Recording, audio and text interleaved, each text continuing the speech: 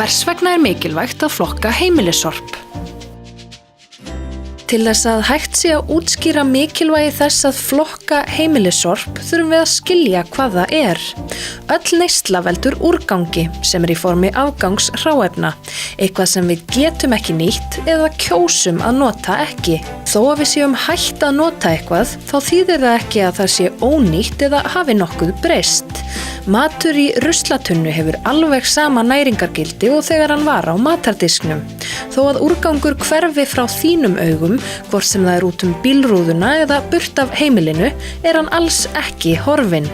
Ekkert sem þú hendir í ruslið þar með horfið. Að grafa eina niðursuðudós í jörðu og kaupa nýja á morgun hljómar fáránlega. En það nákvæmlega það sem við gerum þegar við hendum dósinni af gulubaununum í blandað rusl og kaupum nýja daginn eftir. Við spurðum nokkra akureyringa hvers vegna það mikilvægt að flokka heimilissorp. Mér finnst mikilvægt að flokka heimilissorp til að nýta afurðir betur, minnka urðun og fara betur með jörðina. Einu sinni þá fannst mér bara ekkert mikilvægt að flokka sorp. En svo var það einu sinni að ég var á sjó og viltist inn í eitthvað að skítahverfi á einhverju skítapleysi þar sem að enginn var sorpirann. Og þar var fólk reynilega bara að henda öllu sínu rusli í einn haug fyrir utan dyrnar. Og þessir haugar voru risastórir. Og ég fór að hugsa, hvað ef við gerðum þetta heima? Bara í eina viku. Hversu stór haugurinn yrði fyrir ofan húsið hjá mér. Og þá fór ég að hugsa hversu mikilvægt það að flokka þetta og koma þessu á skikkanlega staði. Mér finnst mikilvægt að flokka vegna þess að í ruslinu gríðarlega mikið af verðmætum. Og til þess einhvern veginn að vera duglegri við að flokka þá fór ég að gerði svona hugarfarsbreytingu eða fór að pæla í hlutunum. Að hvaða framtíða möguleika hvert efni hefði eftir að ég væri búin að nota það. Hvort sem það var plast eða málmur eða pappi eða timbur eða hvað sem var.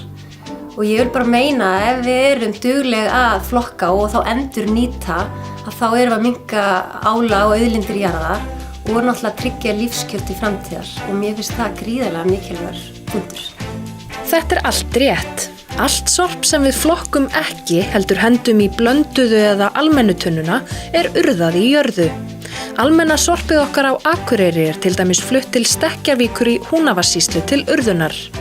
Urðun á endurvinnsluefnum sóun á verðmætum. Urðun á hverju tonni af pappír krefst 2 til 3 rúmmetra rýmis á urðunarstað og myndar miklar gróðurhúsalofttegundir. Endurvinnsla á hverju tonni af pappír sparar það bil 4000 kilowattstundir af raforku miðað við venjulega framleiðslu pappírs. Þetta álíka mikið og meðal heimili á Akureyri notar af rafmagni á hverju ári. Endurvinnsla á 22 lítra gosdrykkjarflöskum úr plasti dugar til framleiðslu á einni meðal flíspeysu. Því tæknivættari og flóknari sem vara því meira hráefni þarf til að framleiða hana og því hlutfallslega minna af hráefninu endar í loka afurðinni. Til að mynda þarf 1,5 kíló af hráefnum til að búa til tannbursta en það þarf 1,5 tonn af hráefnum til að búa til fartölvu. Taka má 32 megabæta tölvukubb sem dæmi, en í hann fara 72 kíló af kemískum efnum, 700 grömm af hreinum gastegundum, 32 kíló af vatni og 1,2 kíló af jarðefnaeldsneyti. Allt sem fer óflokkað í ruslatunnuna hjá okkur endar á einn eða annan hátt úti í náttúrunni. Úrgangur ýmist brenndur eða brotnar niður á löngum tíma á urðunarstöðum þar sem hann losar kemísk efni af ýmsum toga eða brotnar nær ekkert niður og safnast þá upp í miklu magni. Þetta hefur skaðleg áhrif á allt líf á jörðinni. Flokkun og endurvinnsla því algjört lykilatriði í því að forða hráefnum frá því að verða mengunarþáttur. Það má því skipta endurvinnslu í tvennt, það sem hægt að endurvinna til að framlengja líftíma þess og það sem verður að endurvinna til þess að ekki fari skaðleg efni út í náttúruna. Hvoru tveggja jafn mikilvægt. Hreint loft, tært vatn og ósnortin náttúra ekki sjálfgefið. Við verðum að vera þakklát, bera virðingu fyrir náttúrunni og halda jörðin okkar hreinni.